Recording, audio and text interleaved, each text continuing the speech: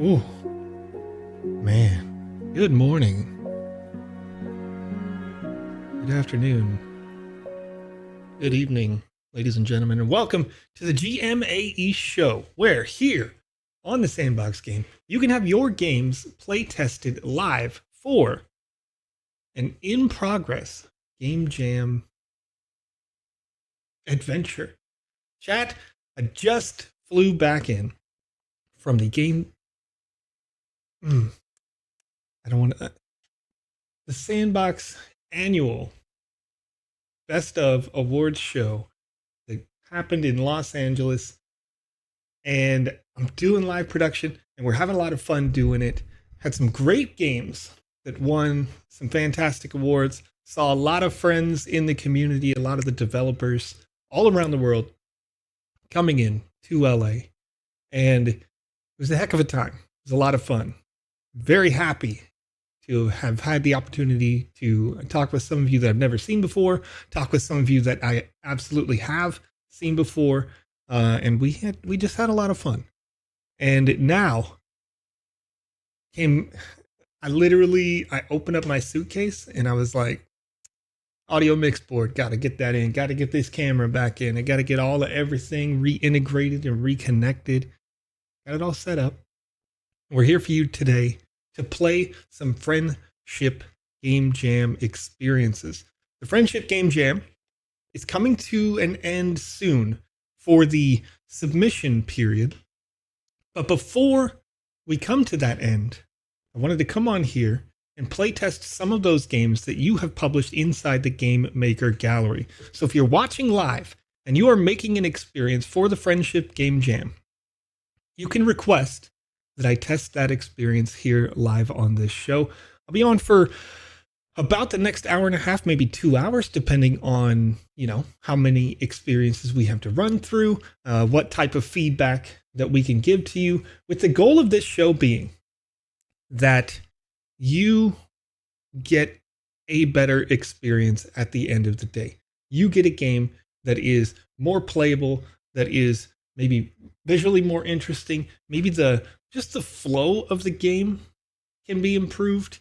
And what often happens here on this show, if you've never watched before, is that you as a game developer will always know how your game is supposed to go. You know how the narrative is supposed to go. You know where you need to go to get to the next quest. But maybe you've not had someone play your game yet. So when I play these games, I am playing them blindly. I don't go pre-play them before the show. You're getting exactly what your consumer is going to do when they play your game.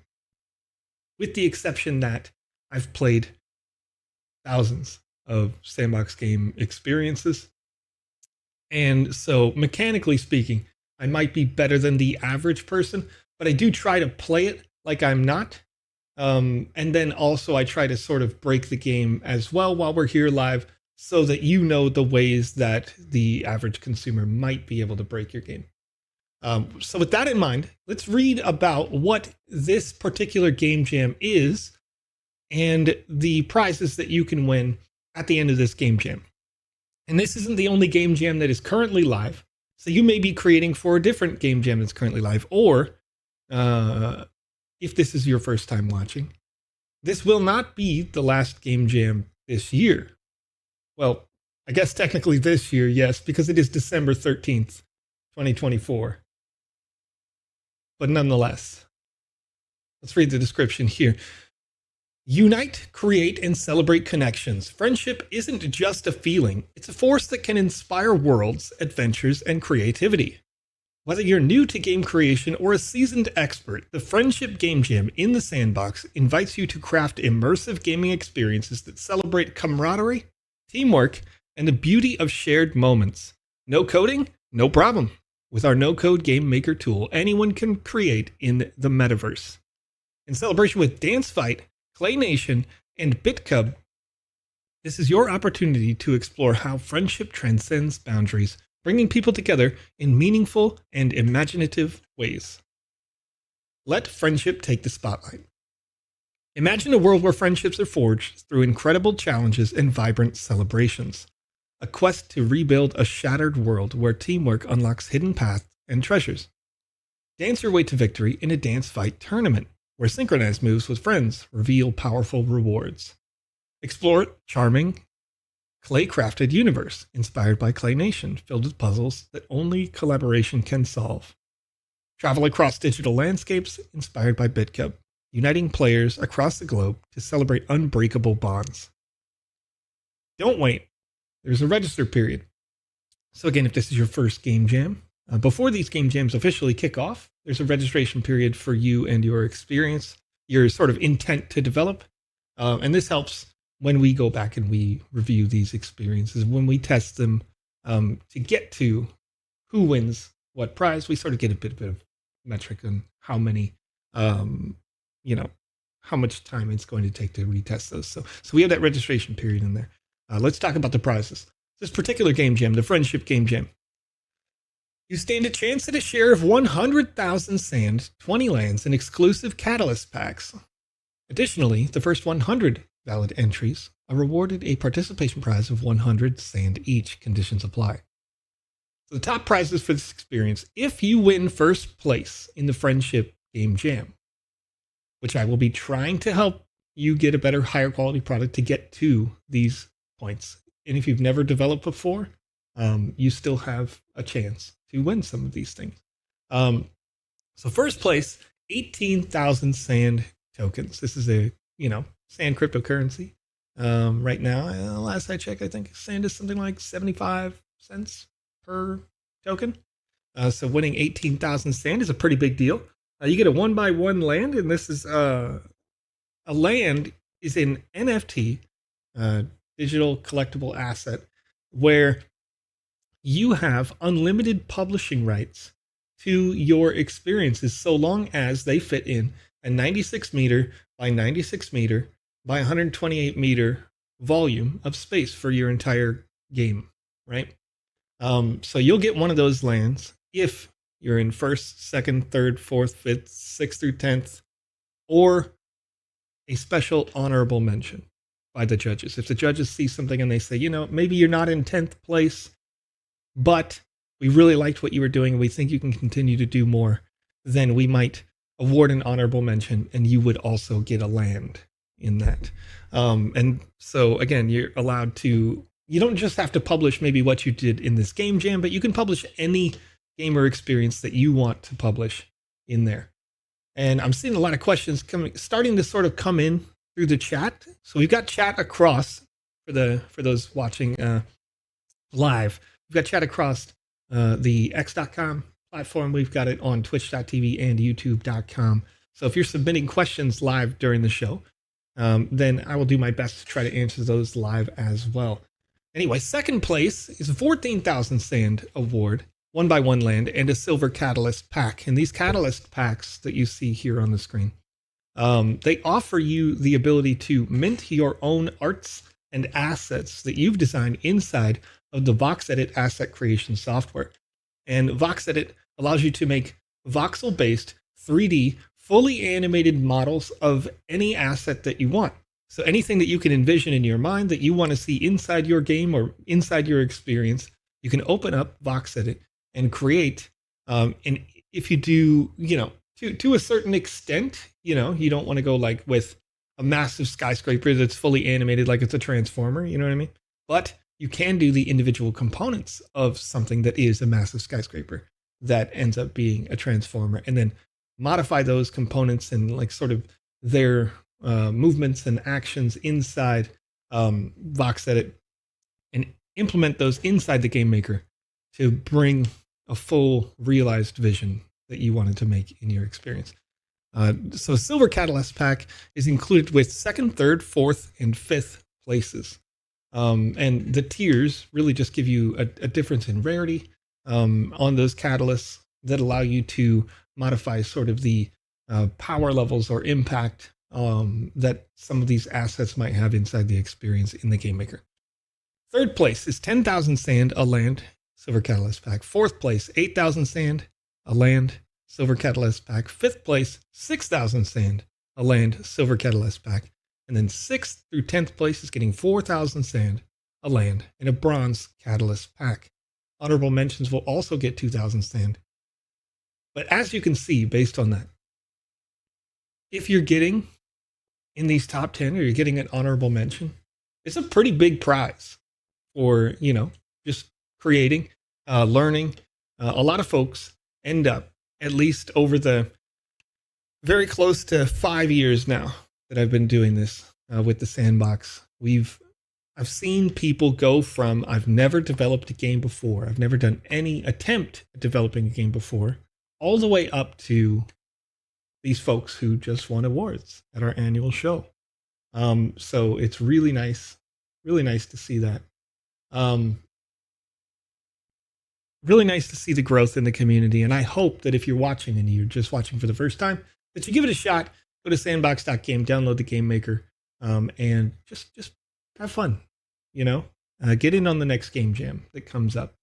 Or again, if you're submitting for this game jam, we want to build you up, right? We want to make your product better. We want to make your game development better. We want you to have a better understanding of what it takes to make a game great. And the principles that I try to put in this show transcend the Sandbox. This is about game design in general, right? Like, how do we make you a better game dev on every platform? Starting right here. So anyway, with all that in mind, got the Sandbox Game Maker open. We've got a couple experiences that people have already submitted into the gallery with the title Friendship GJ on them. So I'm going to open them up, play through them. Once again, I've not pre-played these experiences, and I'm just going to give feedback sort of as I run through that hopefully you can take with you as a game dev, whether you submitted this game or not, and get a better understanding of how to build these experiences so that you can get really strong engagement from the players that come in and enjoy your game. Because, if you're making a high quality game, people want to be there with you, whether it's in your communities or purchasing assets that you've created or purchasing an access pass to be able to get into an experience, maybe an NFT or something that you've minted. Whatever the case may be, we want to make sure that people want to play your game. So I'm going to jump straight into the first one. This was submitted to the Game Maker gallery yesterday. Ayati, Friendship Game Jam, Feast with. We'll see what's going on when we get in there. Now, I've done the full intro chat. Let's see if I can scroll up. I see PandaPops here with me in the chat. Thank you, Panda. I got a question that came over on x.com/the Sandbox Games saying, what do you guys think about AI agents in Sandbox games or the ability for anyone to make games similar to Roblox? So we'll go with the second half first. Folks have exactly that opportunity, right? Anyone can make games inside the Sandbox game right now. If you're just publishing into the Game Maker gallery so that you can play with your friends, so that you can have people test your games or experiences, you've got that side. If you own a land, then you have the ability to publish on the Sandbox's platform, where the Sandbox manages all of the interactions for like servers, all of your live services that you may not understand as a game developer. The Sandbox is sort of covering that for you. Your players get connected, up to 20 people per experience, or roughly thereabout. So you can have these multiplayer interactions and experiences without you having any of the technical debt, any of that weight to it. And it's, with those lands, it's a one-time purchase that you don't have to like maintain it over time. And you sort of end up with like your free locked in slot to what is effectively similar to your Steam or your Epic Games Store or your Google Play Store or your Apple, App Store, right? You have your dedicated space, and everyone will always know if they go to your space, they're playing your games that you publish, right? So it's really cool to have one of those lands. But if you don't, you can always publish inside the Sandbox Game Maker. And anyone can create for free with the Game Maker software. Anyone can create the assets in these experiences for free with the VoxEdit asset creation software. So no cost to really get into the development experience, get into the world of it, and have some fun. So let's see here. Got a question here. Play Game for Fun just says, how are you? I'm doing pretty good. Play Game for Fun. Let's see. And CKEXGG, forgive me. I tried to make that a word. I couldn't smash it together in my brain. Says that event is over, right? So yesterday's event it has finished. That being the Sandbox Game Awards. Those are all finished up, and you can watch that on the VOD over on YouTube. It may be on Twitch where you are. I can't remember if the VODs are up there right now. But nonetheless, it was a lot of fun. A lot of people there. A lot of great interactions with you guys. So let's see here. And then Panda, thank you, saying he's going to give live QA right now. But there are multiple Game Jam and VoxEdit contests all the time to take part in. So, and then Panda's messing with me, saying I'm not just here typing in the chat, but also here on Restream. So thank you for helping me out, being the producer in the chair there for me. Okay, so as we load into this experience, I'm going to give these thoughts really raw, okay? And I want you to know that as I give these thoughts, that I'm giving them with constructive feedback in mind. I always want to help you be better at your game development. So I'm going to think immediately. And if you disagree with me as the game developer, it's your game, it's your experience. You can totally disagree with me and say, Joe doesn't know what he's talking about, and build whatever you like. But I spawned into the middle of this world, right? And so usually when one spawns into the middle of the world, probably right here, I'm going to guess this is where I spawned, because this asset is usually the default spawner asset right there. When I spawn into the middle of the world, unless I'm already expected to be an NPC or a citizen in this experience, and I'm about to talk to somebody who's right in front of me, sometimes spawning in the middle of the world can be a miss in terms of your game direction, your game flow. How do we get the player directly integrated with your world right away? Now, as I'm spawning here, because I don't have a person or a bulletin board or any type of leading assets, nothing is guiding the player. The player will probably look right there. Yeah? So right there, it says party, complete all objectives. So when you're creating a quest inside the Game Maker, you have an opportunity to create the title and the subtitle of any given quest. And in this case, they said the title is party and the subtitle is complete all objectives. But what I like to see when games are being made is that the subtitle gives me one or two keywords and things that can help guide me if I don't remember, or quite honestly, I didn't pay attention, right? Because some of your game players are really gonna not care about narrative stuff. And some of your game players are gonna really love narrative stuff, right? Some of your gamers are not gonna like parkour. Some of them are going to love parkour. So you want to sort of appeal to all these different people, and these titles, and the subtitles that are right above my head here, they matter for that. Because again, I know, as PandaPops is in the chat, and PandaPops goes live on this channel all the time, if you're familiar with the way Panda plays, it's usually narrative comes up and she presses the next button, right? Next. And quite frankly, I do that sometimes too. It just depends on how my day has gone. What do I want to play, right? Am I a multiplayer person? Panda's saying only if it's boring. I know, that's absolutely true, right? Panda and I have played great narrative experiences where we've talked, back and forth, like being the opposing NPCs in the game. And when those great narratives exist, it's easy to read them. But there are definitely times where you want to skip them. Anyway, so I'm seeing complete all objectives and I'm thinking that's generic.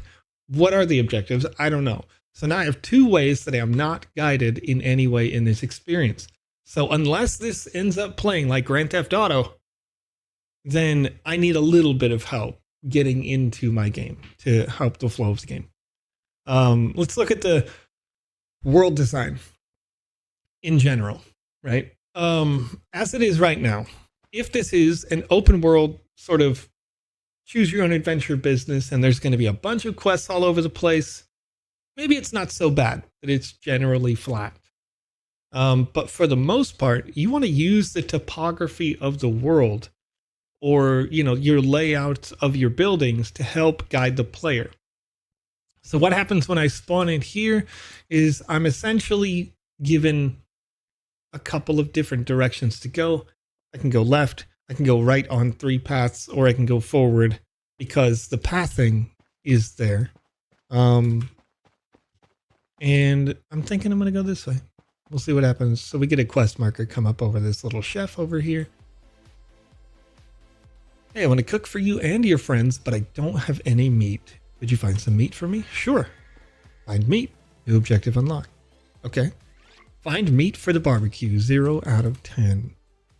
And okay. So on the one hand, find meat for the barbecue seems easy enough. On the other hand, how do we find the meat? Do I have to go hunting for the meat? Am I supposed to go find deer in the area? Is there cattle from a farmer that I need to go get? Or is there just going to be meat as like floating assets somewhere in the world that I need to go find? And we can solve that for the player before they have to go find the meat. One option is on the left here, right? We've got this beautiful chopping block wood. You could, next to her, have a piece of that meat that the player cannot pick up. And as part of the discussion to go find the meat, you say, oh, I only have 1 steak left for the barbecue, but I have a big cookout that I need to do tonight. Will you please go find me 10 more steaks? They're probably scattered all over the place because the shipping truck dumped them all over the neighborhood or something, right? And then you create depth to your story and you've shown the player what meat looks like because they have to know what good looks like before they get into the experience in some of these open world games. Otherwise, you may find your player, struggling to find what meat is. On the other hand, there's also another problem. And this is probably not for the sake of a game jam. This is not really a problem, but for publishing on the map, let's pretend for a moment that your player is coming from South Korea. If they're coming from Japan, they're coming from Indonesia or the Philippines, right? Maybe your player can't or doesn't speak English well. So how can we guide the player to be able to complete the quest without speaking English well? And you could do that with those user interface elements, that asset that's sitting there that's floating. And they look over and they say, I need 10 of this floating thing. A floating glowing steak. Maybe it's too overt, maybe it's too obvious, depending on the art direction you want to go with your experience. But that can be really helpful to getting the players really engaged regardless of where they are from. All right, so let's see if I can find some steak, as that is the only quest available right now. It feels like this opens, and I bet you it does.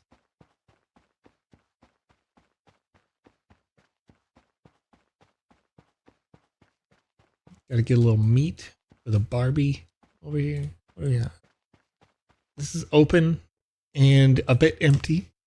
I would expect probably if you're in your game dev for the next couple of days, you're going to fill up a building like this. Otherwise, if you're not planning on filling up a building like this, don't open it. Put a door in the way. That's a trick they used in, once again, every Grand Theft Auto, right? Those worlds are huge and it takes a lot of time to fill up a building like this, to build assets for it, you know, to put NPCs in it. So sometimes it's just easier to put a door on it. And what? Okay. All right. Okay. All right. Okay. The building really said, "Don't criticize me, Joe. Don't you do that." No, anyway, to make that window fake instead of real, and put a door on it, then you don't have to worry about what's inside.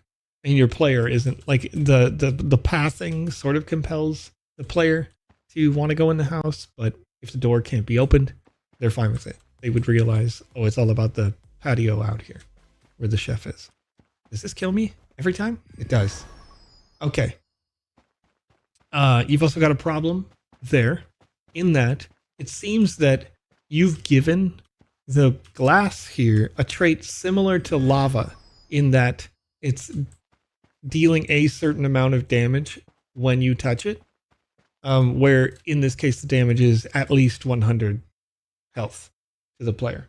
So if your intent is not to have the building kill the player, let's see if it happens again. Yeah, it happened on the other glass as well. So when you're replacing that glass, it seemed like you had that trait turned on. So check that inside your game maker. Make sure that your player is only dying, you know, as a result of their decisions, or a narrative demand. Okay. So we're running around. We're looking for meat. We're making our way downtown.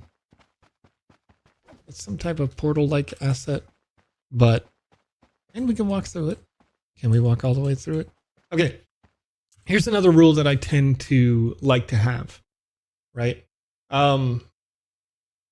This portal appears to be stone. It doesn't appear to be magical at the moment. It, you know, maybe it's a statue or a monument in town. I would expect that a thing made of stone could not be walked through. So I would turn collision on for this asset unless you wanted it to act as a portal and do a thing when a person walked through it.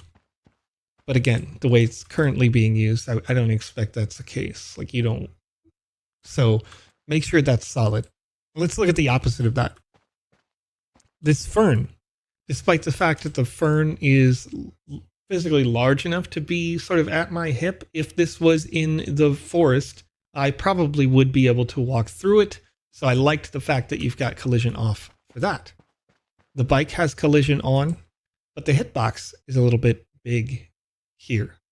So I might turn off collision for this bike, but put a platform down that's about the height of the yellow frame of the bike and turn collision on that and turn that asset invisible so that you have something your player sort of steps on it, but they don't float over it because you're always going to float to the extent of the hitbox, which is going to be at the edge of where that handle is on the bike right there. But of course, you know, in real life, we don't have to worry about that. So that could be helpful. This mushroom is big. It's hefty. I would expect it would be big and hefty in real life. So I think you're doing it correct. But the flowers, you know, you stepped on a flower before. They're squishy. So let me walk through those. Don't let me walk on them. And this is small stuff, but this is very important when it comes to player immersion in your experience. If you had a narrative event that was about to happen in the forest and the player's walking around and they're stepping up on flowers, they're probably going to get a little bit pulled out of their feelings here. The car, as it is, looks like you're using it like it's a platform asset. You're moving it from here to there. You've got two of them together. But it's a little bit out of place in the forest, and I would probably turn it in the direction that the car could drive rather than having it slide side to side. You know, if you had it on this road and it's driving up and down here, then it makes sense. a little rave, little dance party. Got a good implementation of having the music only play when we sort of get in range of it. So that's good.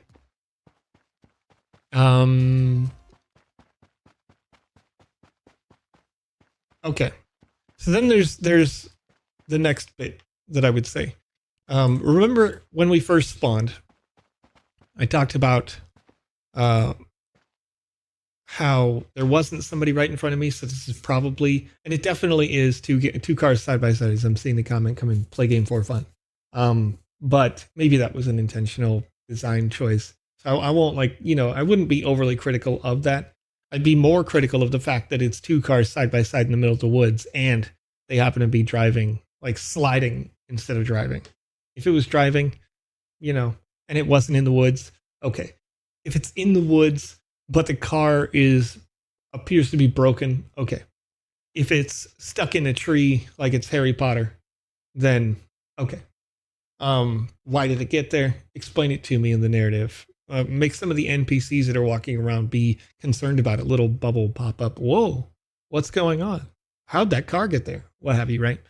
The car wouldn't be that big of a deal. But anyway, I've got only find meat so far. The party complete all objectives, but only find meat is pickable as a...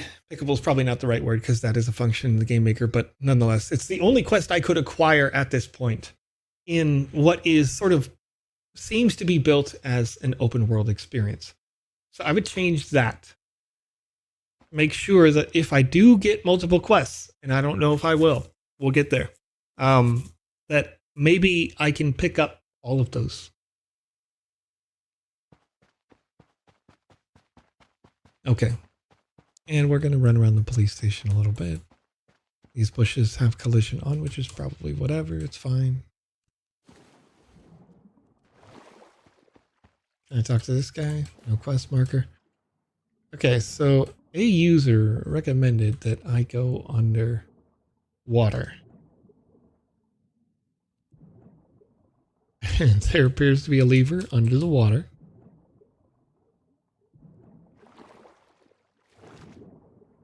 And that lever opens this door. And I gotta say, without any type of external input from Zoomzy over here on Twitch, there's no chance I would have ever found that lever. Maybe if the old man who's sitting there gives me a clue, talking about it, doesn't even... they don't even have to be talking to me. They just need to be talking about the lever or the legend of the lake or something that compels me to get in the water and go find the thing. And then as I get underwater here, a good credit to what you're doing here, because there happens to be a maze. I'm really glad that you did not use the water-based mechanics that you could have used in the Game Maker. Because in our Game Maker, you can make it so that the player has a breath meter. And then when that meter hits 0, they start to take damage to the player. I'm glad you didn't use that if you're going to make a maze that happens underwater. On the other hand, mazes that have no type of environmental clues or assists typically don't go over too well, because you'll find your player getting frustrated in a way that's really not necessary for you as a dev. You want your players to be excited to jump into your space. What do we got going on here? Some kind of and something else is happening as well that you're seeing immediately. But if you watch the presentation that happened earlier today, this won't be a problem in the future, in the coming recent future, but it is a problem right now, so we want to address it. You notice how when I'm here underwater, depending on my perspective here, the camera's pretty far away, but as I try to get into these little cracks and crevices, the camera's kind of jerking around, right? It's all over the place. It's pulling in, it's pushing out. And when that happens, your player may get disoriented. This can definitely be a negative effect on someone like myself. Again, I'm not common when it comes to my layout, but I have a 43-inch TV as my display. And so when you do those sort of like visual effects where it like creates lensing, or if we have an experience that has too many tight corners, then, that effect where the camera's coming sort of straight at me, it can be disorienting, because you're getting into like the peripheral, like if a person gets car sick, you're doing that to them with your experience by not paying attention to that sort of stuff. So if did I just go through that tiny hole for no reason to come back out to this big old open space? Totally did. Anyway, yeah, so just keep that in mind when you're making your experiences. If you've got tight turns, then that's fine, but make sure that your tight turn leads into a long corridor as often as possible. Did I just go backwards and out? Rip. Here we go. This maze got me. And now I gotta go do it all over again.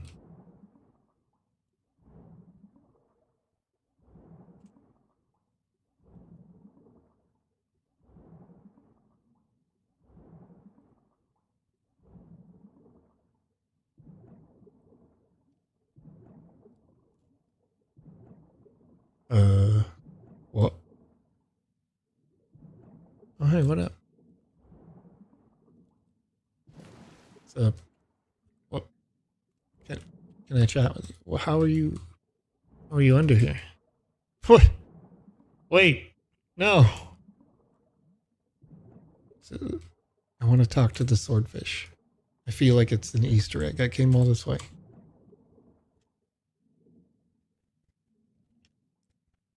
Zimsy in the chat knows where this is, but the devs know now that, like, what are we doing? You know what I mean?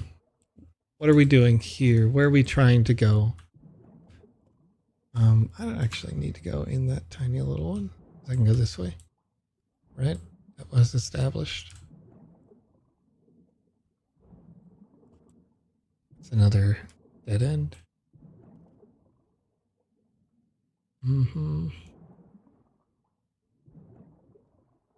Maybe this was different.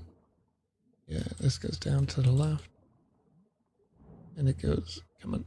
Okay. Got another fishy here. Okay. Got a little crab guy. Oi. What? Oh. Yeah. Okay, was I even supposed to go this way? No. And it goes nowhere. Okay. Yeah. So at the moment, I'm compelled to /respawn because I have no idea where I was going. Small hole in the back right. Rip.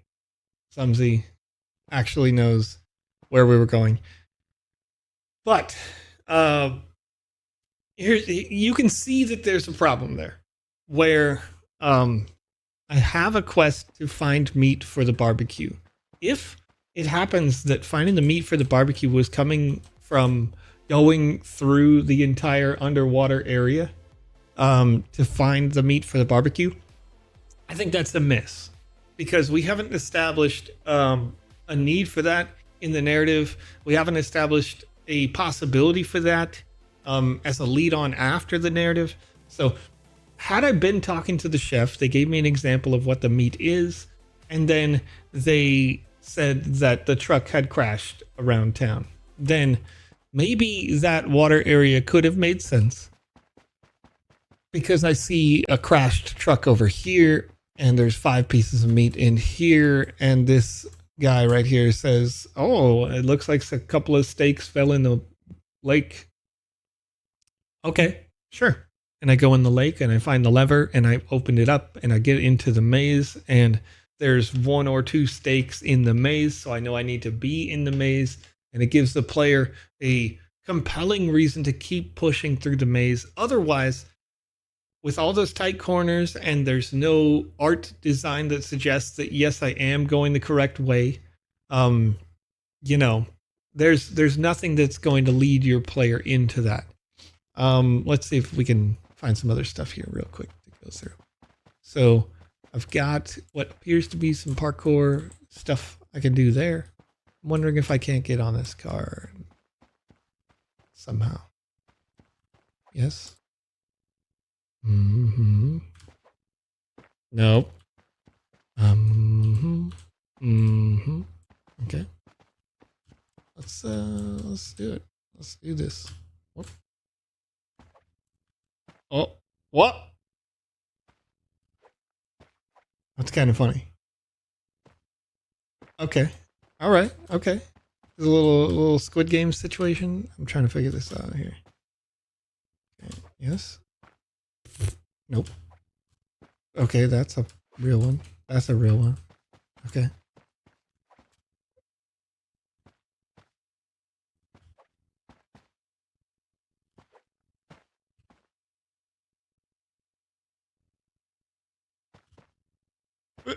Oh man.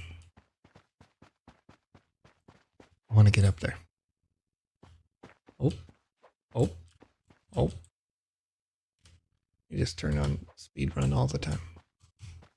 No. Yep. Why? Why have you done this?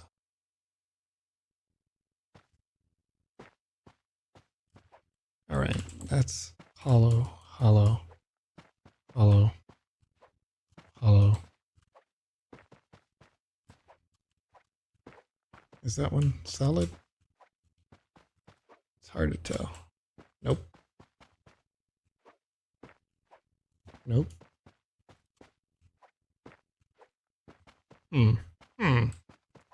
Yeah. Weird. All right. Okay. So there's really no way to tell. Just blind going at it. Okay. So if your intention was to make the player jump up on the treetops to get to that little parkour area, darn it. Come on, Joe, just jump. Jump. Why does the player not want to jump? GG. There we go. Anyway, if your intention is to make us get to this parkour area by jumping on the trees, then I would recommend leaving some kind of an indicator that the tree can in fact be jumped on the top.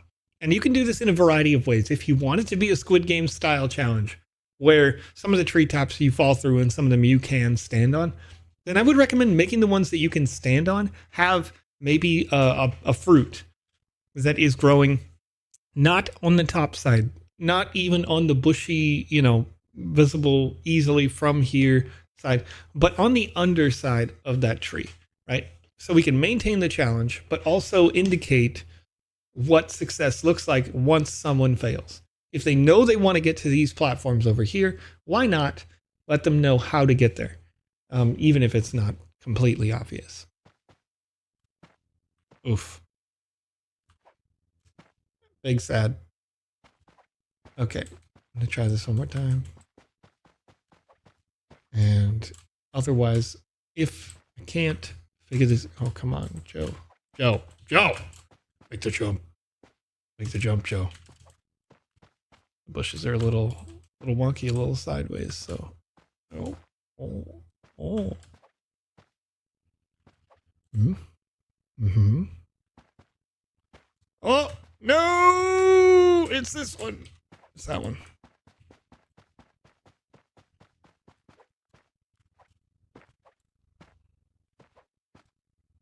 No. You can do that. You can do that. Come on.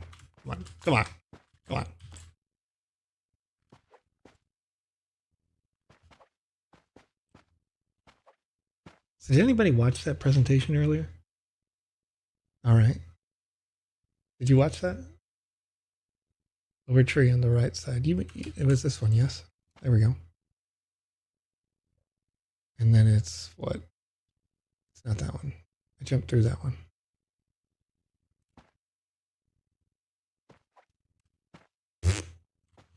There I go, falling again. Anyway, did you watch the presentation earlier? Back, middle, back. Okay. All right. All right. Okay. Look at that. See, and this is, again, this is sort of a problem, is you want what? You definitely want your player, again, to have guidance to get into it. You shouldn't have to have your player be told by someone else who sort of ran into the wall, you know, a couple hundred times before they figured it out. You want this to be doable. If it's not going to be intuitive, which is okay, then you definitely want it to be doable. You don't want it to be like, feel like, okay, middle back, which,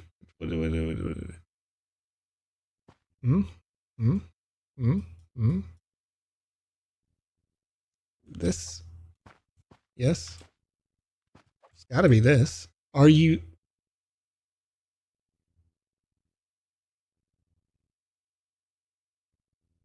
you know what I'm saying? Crazy, wild. I just want to get on the platform.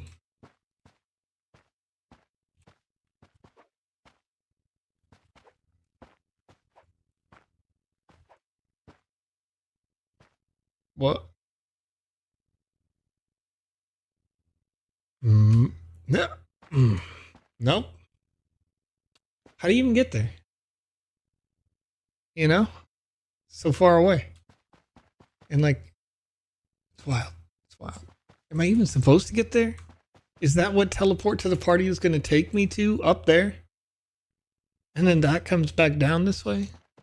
Like, you know?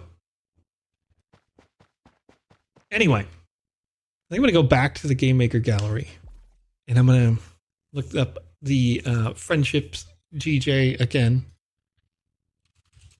And we're going to try out another experience. We got a little bit of time left here. And we had a different experience that was published. So I want to get into that one and see what we can do. And this is Zumzi, who is here live in the chat, has already submitted this. Hannah Banana is the name of their game, the Friendship Game Jam. And we'll see if we can break that for them. They say, oh dear, they say, while they're here with us. Oh dear.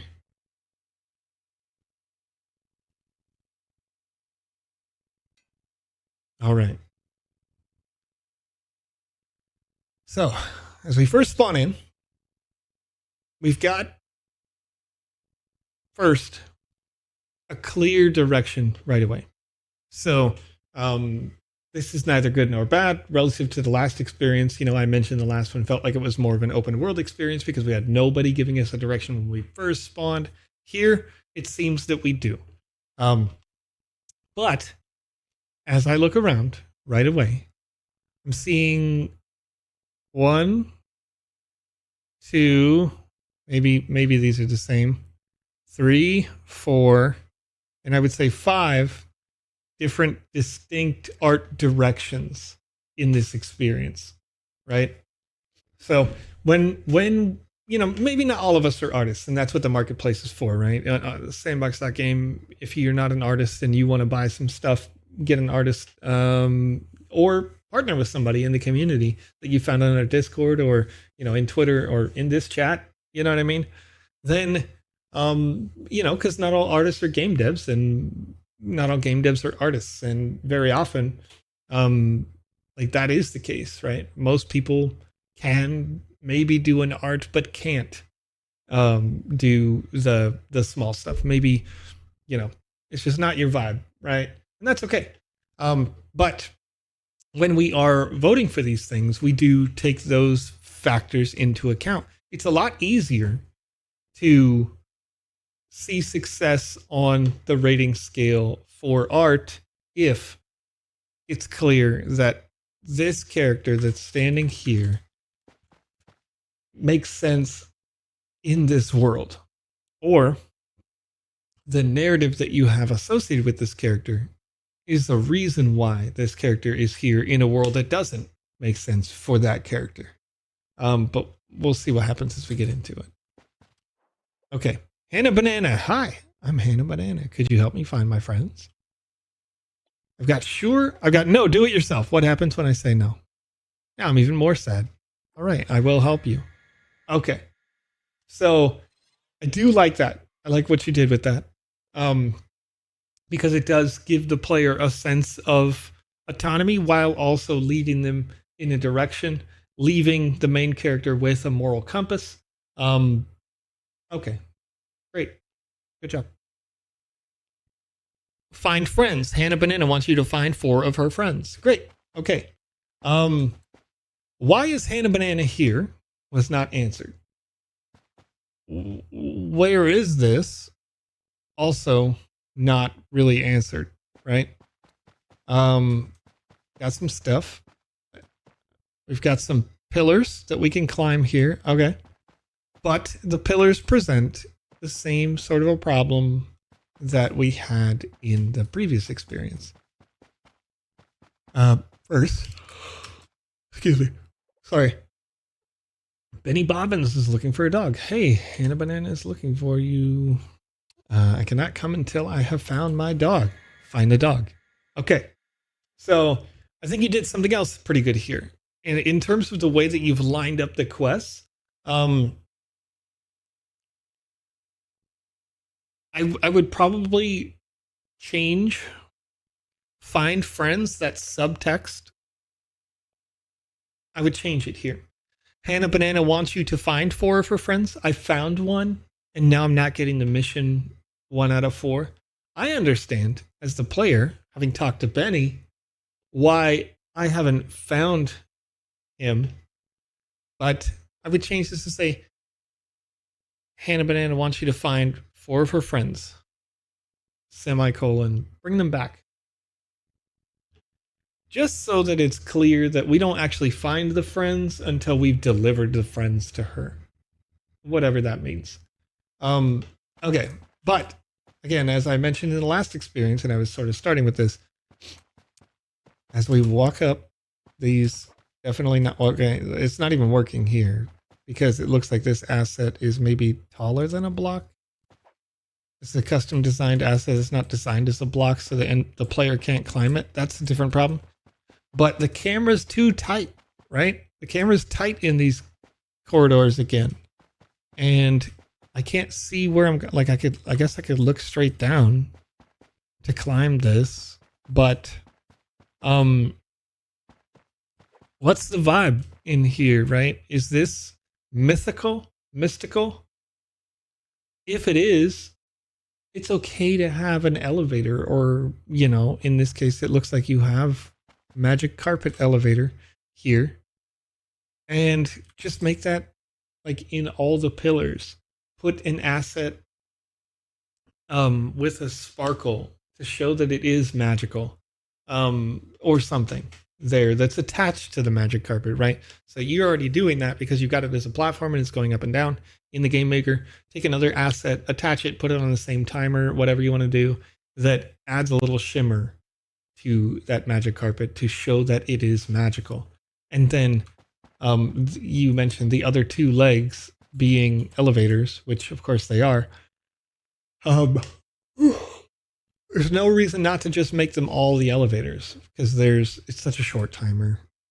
But as I'm down here in this, you don't have to actually have these pillars be open because they are magical. You could make just this part of the pillar have a shimmer to it. That same sparkle that you would have the elevator doing as it goes up could be on the wall to get the player to want to investigate it. And as they walk up to this wall, you know, they're going to kind of walk into it. But as they walk up to this wall, if they're investigating what's going on, maybe they're pressing E to do this. And as they walk up, they would probably accidentally go through it. And, you know, on the one hand, that's a good thing for the ability for it to feel magical. But for your art direction wise, you also need to have a trigger event if you do that. That when the player walks into the middle of that pylon, that the wall opens up or disappears at that point. Like the magic proves to the player that that was a mirage by opening up that wall after. Okay, so now we want to find Benny's lost dog. We've got, that's just any dog. So does Benny get mad at, wait, that dog is sleeping. That dog's different. Okay, let's try this dog right away and see if your design proved correct. I'm guessing that's why you did that. Okay, Benny. That's a dead dog. Gross. Thankfully, that is not. Okay. My dog. All right, so you saw a problem there. As I walked up to Benny, I delivered the dog that stood out as different. And Benny, upset, gives me a narrative beat. So what I would probably do differently there is you don't actually need to have that text block pop up above Benny's head, but you want the trigger for delivering the dog to still happen at Benny. So you have the trigger that happens at Benny, but move that text block forward to the player. So this is definitely in front of this wall all the way. So it should be like here and like at the tip of where the hat is probably, just to, so the player can see it. Yep. All right, so I'm going to go back up, find a different one of his dogs. We ran into another problem there. See how I waited for the elevator? The elevator squished me and it pushed me out of the wall. So this could be fixed by making all of these pillars bigger than the magic carpet so that there's space to stand inside to wait for that elevator. So I'm going to try to look at these dogs again. What's going on? What's different? I assume I want one that looks different. One that's not doing the same animation as all of the rest of them. But it could be wrong. It could be that, okay, maybe it's none of these. Maybe there are more dogs. Yep. This dog seems to be different. It's animated differently. But, okay. First thought for you. The dogs that are still downstairs, it may be that your players think those are the only dogs. And if that is the case, because it's not entirely clear that I can walk up, if I look at the wall here, like you can see there's something happening at the roof, but it's not entirely clear that those are stairs. So we could make that more obvious that they are stairs, that there's a second level, and that maybe there are more dogs up here. By putting a text animation like bubble here that says like parentheses upstairs woof woof, and it just pops up and disappears every couple seconds, implying that you've got audio that's coming down from this direction. And then the player might see that, oh wait, there's this hole in the roof and there's more stuff upstairs. So I'm going to try to take this other anomalous dog. Whoop. Is this correct? That's not my dog. You're my dog, Benny. What's up, dog?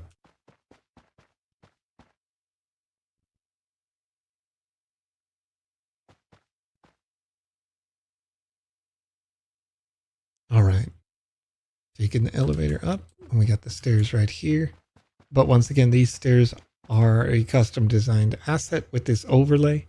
And what's preventing the player from being able to walk up this is that you had the block asset, it looks like you made, but the block asset is behind this other asset that you put on as the face. And you did that so that you could make the art separate from the block. But that forces the player to have to jump manually to go up your stairs. So, excuse me. So what I recommend that you do is you modify this asset so that the portraits that you put on the front of the blocks don't have collision turned on.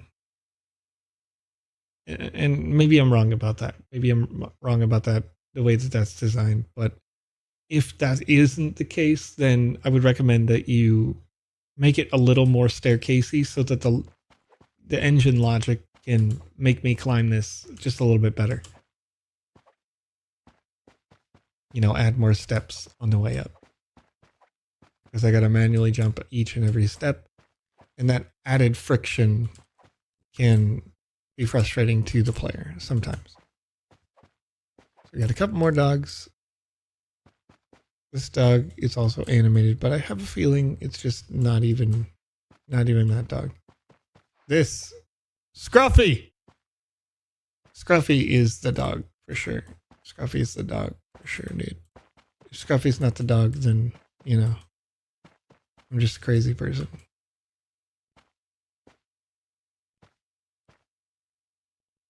What's up, Clankers? Scruffy is the dog. Scruffy! There you are. Yeah, you are. Wait, drop it. There we go. Thanks for returning, my dog. Oh, you know, I'm willing to come back whenever. I will now go to Hannah Banana. You are welcome. 1 out of 4. Great. So we got 1 out of 4 things done so far.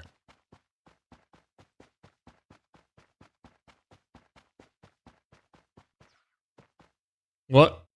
I collected a mushroom coin. And I'm in a maze. And I gotta tell you, Zamzi, maybe I'm wrong about it. Maybe I'm weird. Okay. But mazes, not the best for me personally. However, what can make a maze better for me is I would like to see the glass, if it is there, to be no collision. Because I want to zoom out. I want this perspective to be usable when I go through a maze. I don't want to have to be in first person view to do this. Because especially with this sort of metaverse style tile, this can be super disorienting. And for folks who have, and this isn't really the case for me, but if you happen to have like epilepsy or symptoms that are similar to epileptic symptoms, you may be literally getting a headache just by walking forward, right? And you know, if you're watching live, turn down your turn down your brightness real quick, or turn your contrast way down, because it's gonna be a lot in here.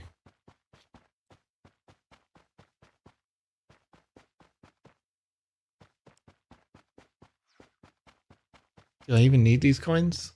I have no idea. Am I compelled to get them? Absolutely. Do I remember where I came from? Kind of.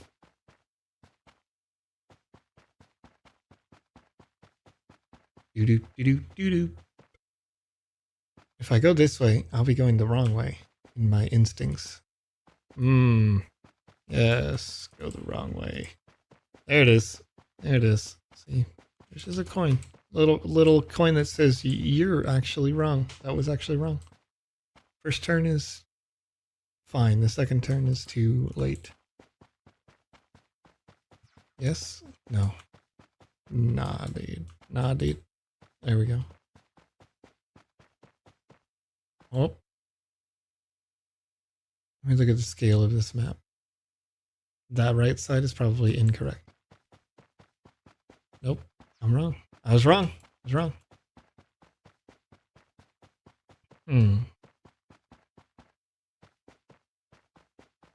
How did you fit? Oh, what up, Mushroom Man?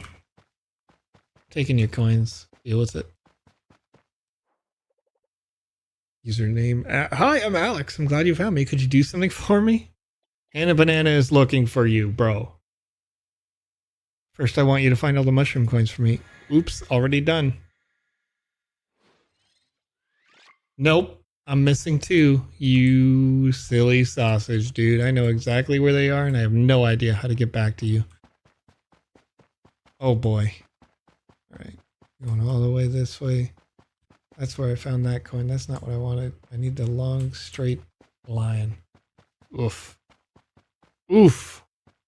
Yeah, that was the turn I took. Got the extra coin. I didn't take this turn.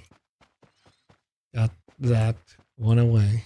1 remaining in the entire... my brain. Pain. Existence is pain. In the maze with the metaverse tiles. That. Okay. Yeah. Check me out. I'm gonna cheat. Here's the problem. I would say that's a problem. Me being compelled to use the /respawn option to find this coin on the top the easy way. There it is. Mother.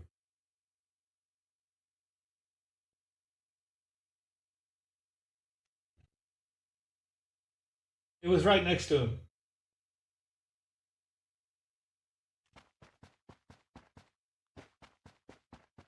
Boop, boop, boop, boop, boop. Bro said, "Help me find my coins." It's like it's right there. It's right next to you.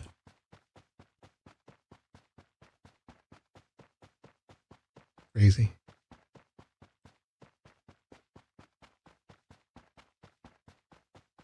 Oh, Panda, I think you'll appreciate this. I'm chilling. I'm on the plane. I'm coming back. You know, it was a long week, question mark? Regardless. And I pick up my bag as I'm getting off the plane. And there's 2 pounds. A 2 pounds coin sitting, fell out of my bag from years ago. Cheers. Hey, look at that. Got him. We're out of here. We're out of here. I got you. Next zone. All right, I got spawn platform. I don't know why. Right? I'd like to see the narrative show me exactly why. Why is the word spawn platform there? And it doesn't have to be in terms of intentional design, art direction. It doesn't have to have the word spawn platform there.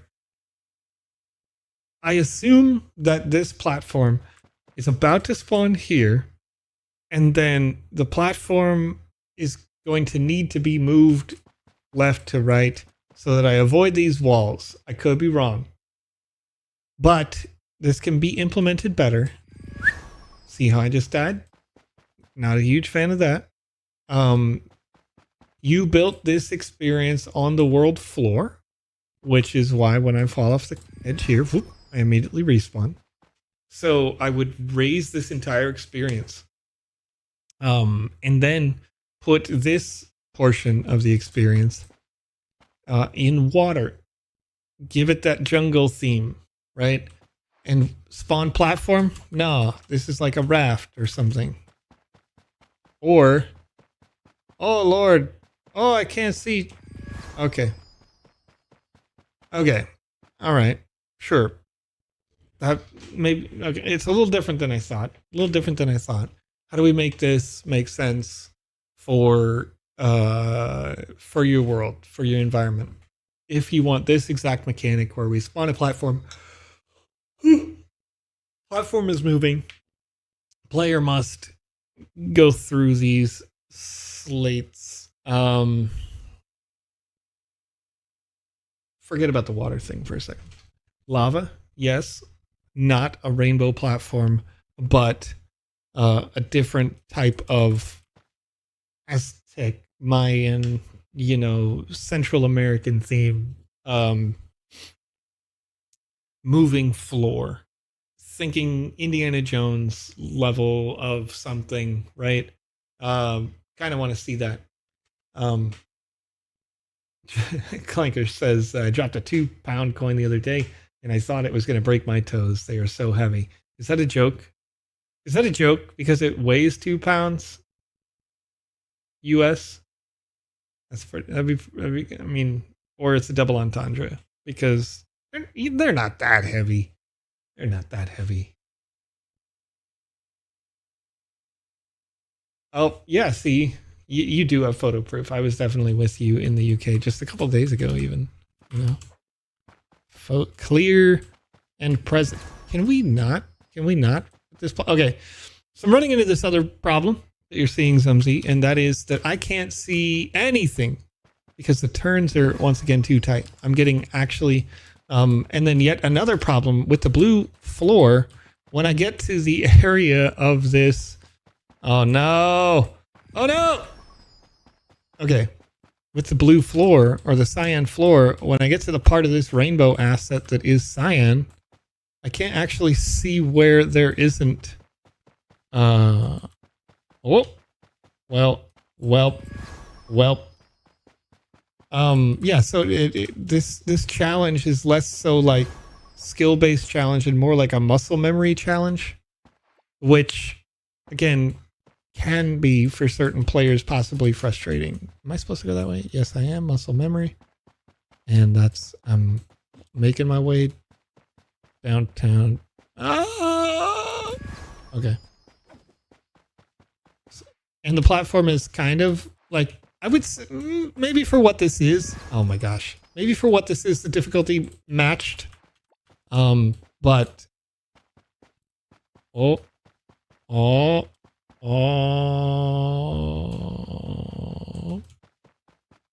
Nope.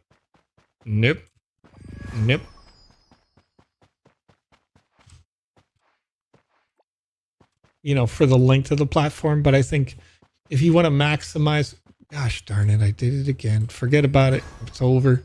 It's right, left, right. Get it together, Joe. I just jumped right off the platform. Don't even worry about it. Who are you? I'm me. You know. What? Can I go through the hole, dude? Can you just let me through? Just let me through the hole.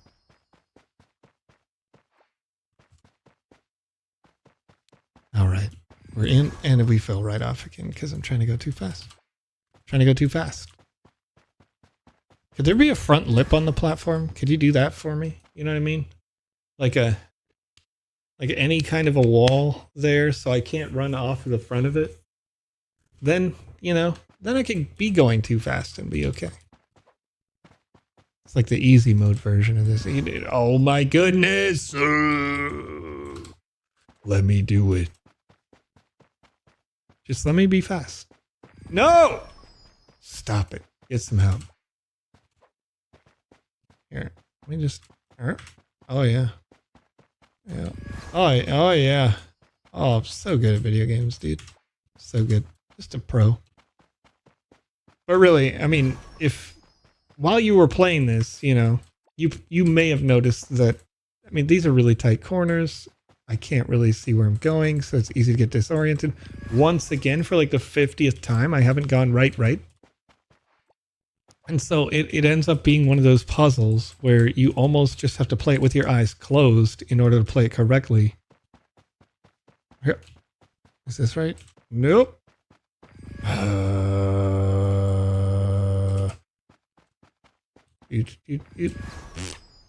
Fell to my doom again. Imagine doom to doom. Doom to doom. Did I go twice? No. There we go. Can't see.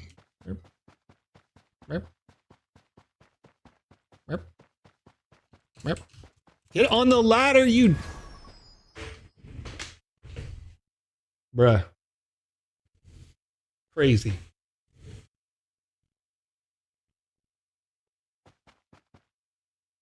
Paul Life made me in the chat saying short-term memory is 7 plus or minus 2, so maybe 5 corners is okay.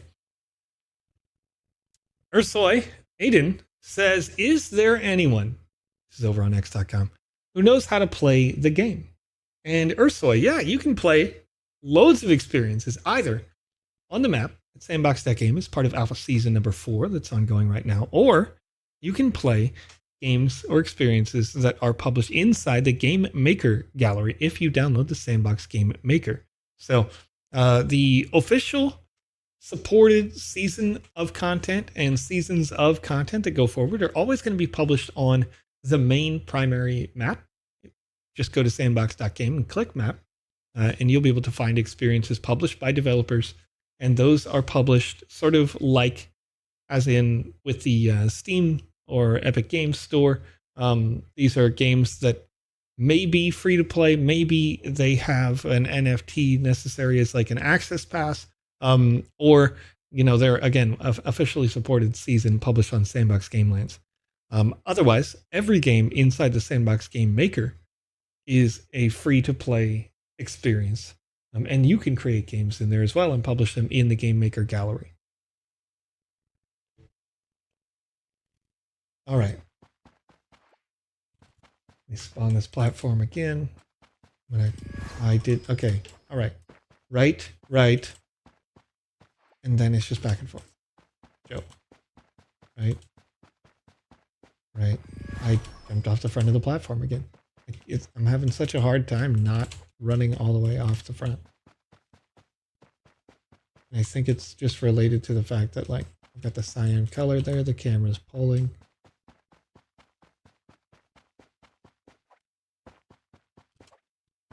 Grab the ladder. There we go. Okay. Finally grabbed a ladder. And we have one of the more frustrating types of puzzles here for users, in that you've got a lot. What do I even need to care about? Oh, okay, I do.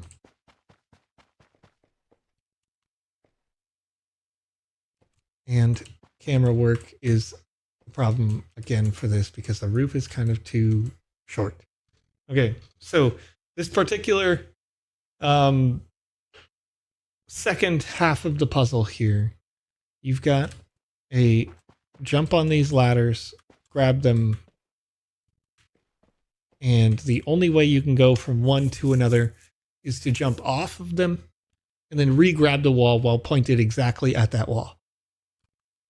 So this is notoriously one of the more frustrating for your players to be able to do successfully, for a variety of reasons, but mostly. Okay, all right. Okay, yep. Mostly because they don't understand why they can't just shuffle sideways to get from a place to a place. So what I would recommend that you do here is you have placed individual ladder assets, whether it be 5 wide, 4 wide, 6 wide, whatever. You've placed the individual ladders, and each individual ladder has a climbable trait on it. Get rid of the ladders completely. Replace it with a different asset that is 5 or 6 ladders wide, and make that thing climbable. Then your player doesn't have to jump off of it just to grab the next ladder. They can slide across it and then get to the same obstacle with less frustration.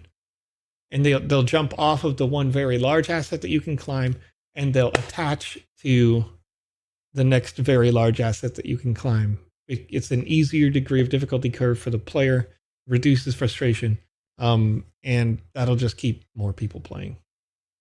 It also would solve this problem where I'm sort of on the last one that I needed to climb, and I had to jump to an exact thing. Got a checkpoint here. It's labeled as a checkpoint, so hopefully so. As I have yet another spawn platform video. This is a left to right, same kind of challenge that I had before, but it's going to be a memory challenge because this platform is. Okay, you're going left, right. Go. Oh, nope. Don't make me do it. Don't make me do it. Oh no. Oh. Easiest game of my life, dude. Easiest game of my life. Never in doubt. Lisa? Lisa, explain to me why you came all the way up in here. Just hanging out. You found me. You know what I mean? Why is Lisa here? So, if I understood that Lisa is a parkour legend and this is her favorite challenge in the world to do, then it makes sense that Lisa is here. If Lisa has she just hates talking to people, you know what I mean? Lisa's like, man, I just needed to get away. Then it makes sense that Lisa's here. But at this point, you found me. And we have no narrative design for Lisa. We have no reason to be attached to Lisa or care about Lisa at all. Lisa was just an end to a goal. So I would flesh this out just a little bit. Pick a reason for Lisa to want to have gone and hid inside this parkour challenge. You could leave Lisa here with a picnic basket, and be like, I just needed to get a little alone time, have a lunch. And the legend of Lisa carrying this picnic basket full of food would be crazy. We've added depth to this character in your world. So think about that. Go back to Hannah Banana. She just disappeared. What? It's fine that your characters leave, but they probably shouldn't just poof like it's magic, right? Unless, again, we convey that there is some kind of a magic thing happening in this world. And I don't think we've done that. Now, how do I get out of here? Right? How do I get out of here without just jumping to my imminent demise? That is an exit. But as a player with all these metaverse tiles, maybe that's not obvious. It's not overt. So again, in art design, when I'm thinking about this, I probably would get rid of the metaverse tiles, and I would add, maybe some more of the traditional stone walls, and put some vines, the same vines that you use to climb as ladders in the previous section. Put some vines on the wall right here that it's implied, oh, well, we know we climb these, and we climb them, and we come down a little bit. When you're downstairs coming into this room, you can't climb up those vines, but you might have been able to see them. But that would allow what we learned earlier to apply to what we do now. Because my first instinct was, do I just need to jump off and fall into the infinite blue and die? But I want the player to have an opportunity to speedrun this, and I want the player to have an opportunity to succeed at it, 0 deaths, So we want to give them those leading lines, the experience rewarding. Yeah. Okay. And then we have the most difficult, probably, of them. And or the most frustrating. Maybe not. I see a checkpoint already. Oh. Yeah. We'll see how many checkpoints we get as we go. Okay. So I'm running into... This isn't a huge problem, but it's a small problem. So there's not really... You use the block asset to make all of these stairs happen, but you don't really need to use the block asset to make these stairs happen at a diagonal, because the way that the game engine allows you to walk up blocks is as though they are stairs, but it won't allow you to walk up corners. So you're adding, I wouldn't say a frustration, but you are adding friction for your end user by not allowing to smoothly move up this thing. The challenge at the very beginning there was, can you make these jumps which they're not overly hard. You did a good job to make sure they're not 1x1 tiles, they're 2x2s. But we don't need a checkpoint here. We need that staircase to be easier to climb, right? So we can go from that checkpoint, do the 2 jumps, climb this quickly, and get to this point. And I ran into something right there. You see how when I put my camera right here, I moved my camera up, excuse me, so that I could more smoothly jump from one tile to the other. It would be more reliable. It does work this way too, I guess, but when I'm up and from above, because of that tile right there, it probably on that second jump would have made me fall. Not a huge deal, I guess, because there is this alternate option, but it's just something to think about, that collision on that asset might get in the way of your player being able to see where they want to go. Now, same thing is happening over here. I guess, nope, there's literally no reason for it. You have an invisible wall here. Like, you can't see it, but I'm such let me see if I can highlight this as best I can.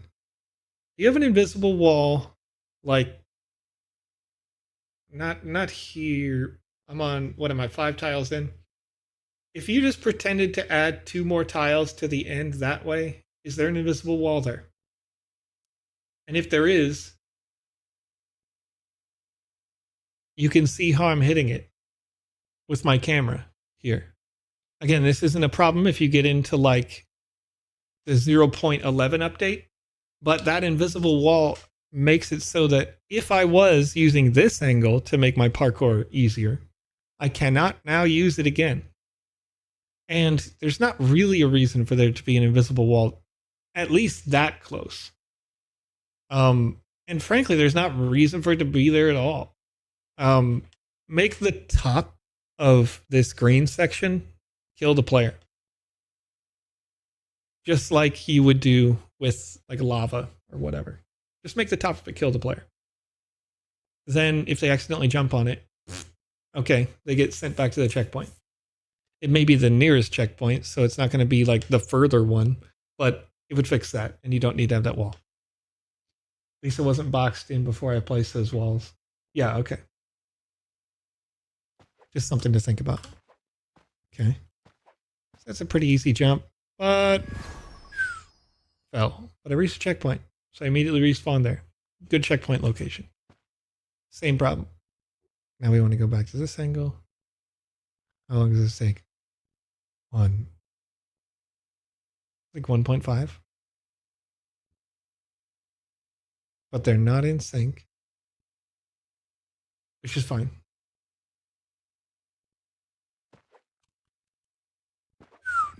Womp. Womp womp. Screw it. Yep. Well. Nope.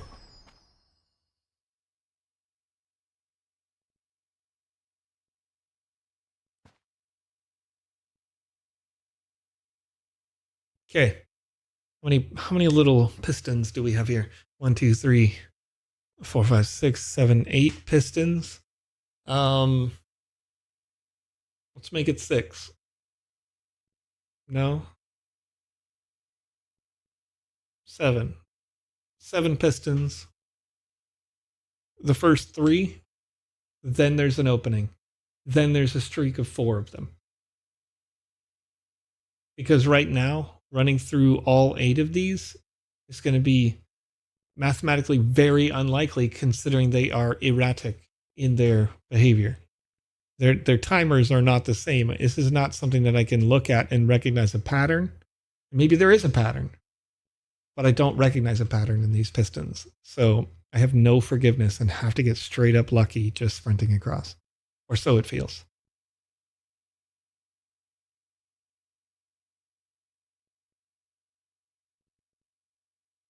I feel like I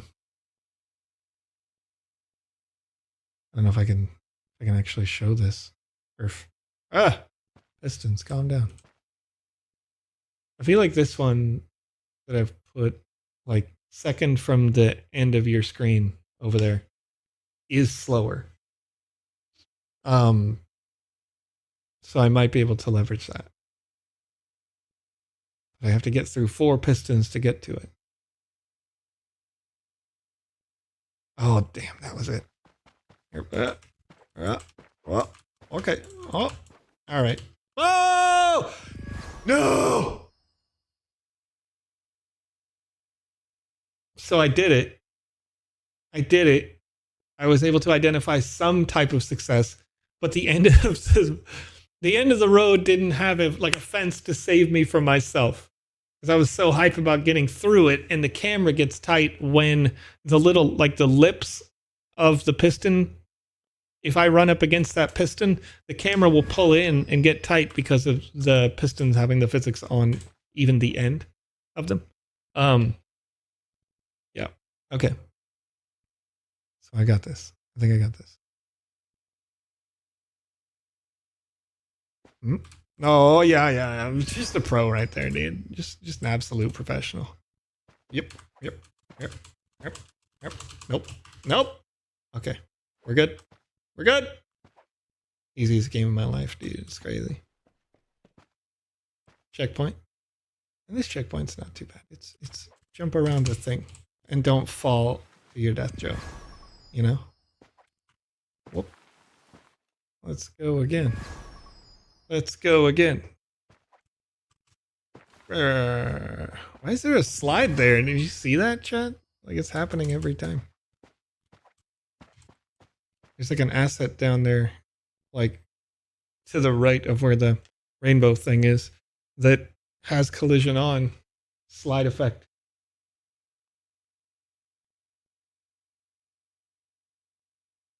PandaPops saying in the chat, a feature that you may have missed from the presentation earlier today, or if you were live in LA, the 0.11 update has a camera overhaul in the next update, where if I do this, instead of it pulling the camera into your face, it's going to leave an occlusion, which is to say a shadow-like effect that you can see through the wall instead of pushing the wall up to the player.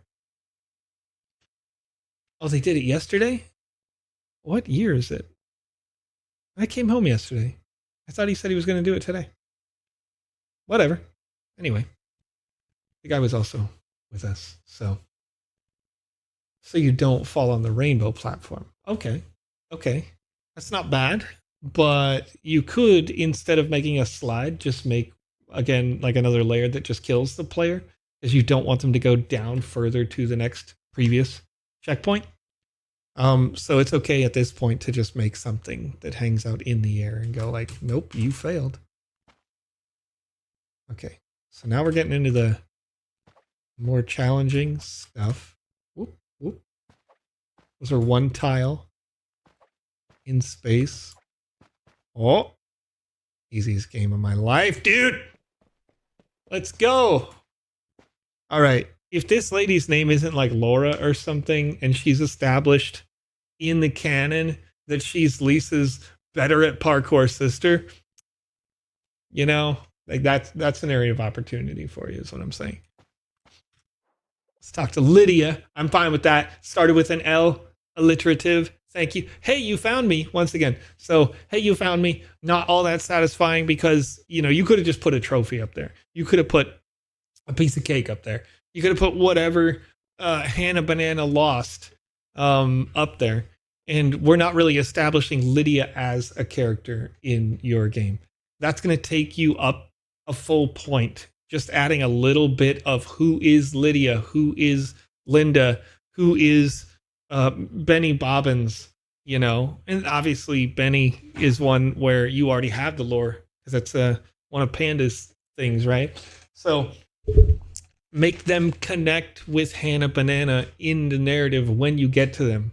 Talk about why does Hannah need them there, and then you can convey that to the player. What are you doing when they all get back together, right?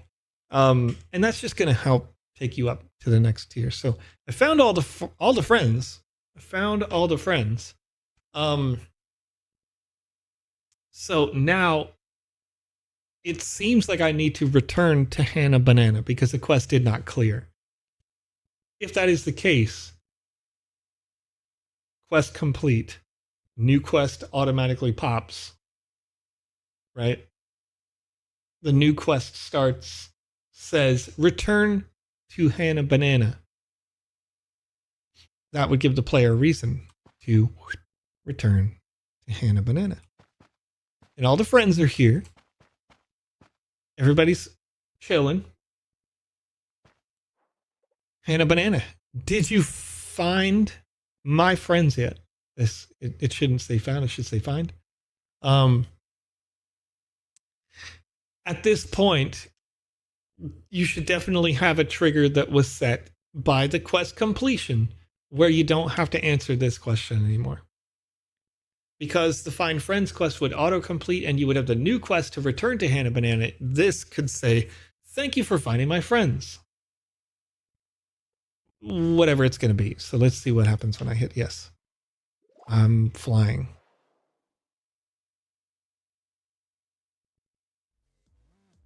Oh. All right. Got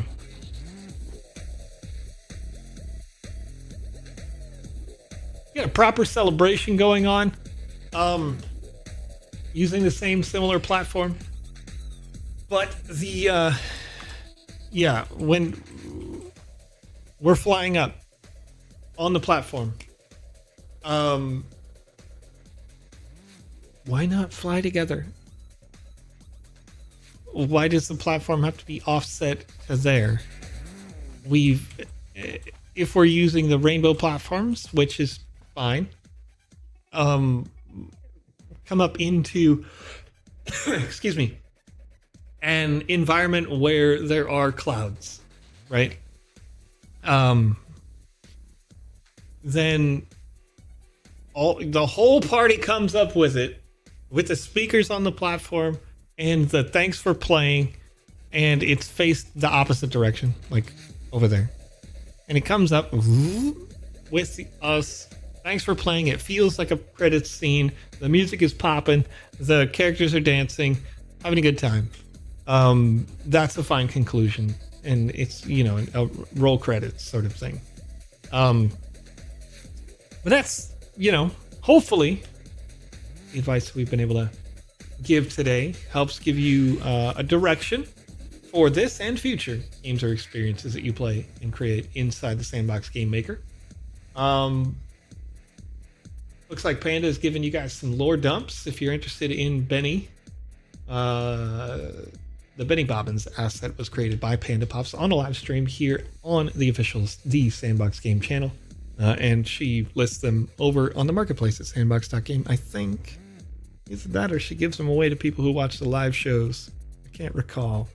Regardless, lore drop. Saying Benny is a useless, drunken, dwarven bard who left his wife and children to pursue being a bard. Instead, he drinks in a tavern and sleeps with the fairies on a blanket. Bit of both. Anna says, great. And Zumzi saying, I'm a beginner with the Game Maker, but thanks for all the helpful tips. That's what it's all about, Zumzi. It's, I play test these games. Like I said, I'm well over 2,000 between like myself, the team, the council, doing these tests. I've had hundreds of GMAE shows over the years to do these sorts of tests. So we want to help you go from very beginner to expert game developer. So keep going, keep pushing, have fun, try new stuff, break things, and ask a friend to play test it, what have you. And you're going to learn new things just by having other people touch the game. But it's going to be all the time we have today on the GMAE show. If you have more games that you would like to have play tested in upcoming game jams, look out for an email that may come in future game jams, where you can submit for your interest to get your experience tested here live on this show in future episodes. In the meantime, join us regularly here on this channel, wherever you're watching, whether it's on YouTube, on x.com, or on twitch.tv/the Sandbox Game. Keep with the channel to see more about the Game Maker, the principles. How do you do the things that these developers are doing? You can work with VoxEdit asset creation software with PandaPops, who's here with me in the chat. And, you know, get into the next game jam. Have some fun. And I will see you guys soon. I'm going to answer this question. Garnigan says, will the Council Tech streams return one day? Possibly. The streams that we were doing on there, frankly, for a while, we sort of ran out of time in the day to be able to do it because we were ramping up and doing different things. Those things, you know, often what we're doing for the council is under an NDA, but it's trying to make these experiences that are being done from professionals on the back end. You know, even professionals still need quality assurance testing. They still need the advice, the adjustments, and so we do that, you know, all the time. And we had a big rush and that sort of went by the wayside, but I may bring that back. We'll see how things go after New York or not New York, I'm sorry, Los Angeles trip. And yeah, so it's been great hanging out with you all here today, and we'll be back with more. We'll see you soon in the metaverse. Good morning. Good afternoon. Good evening.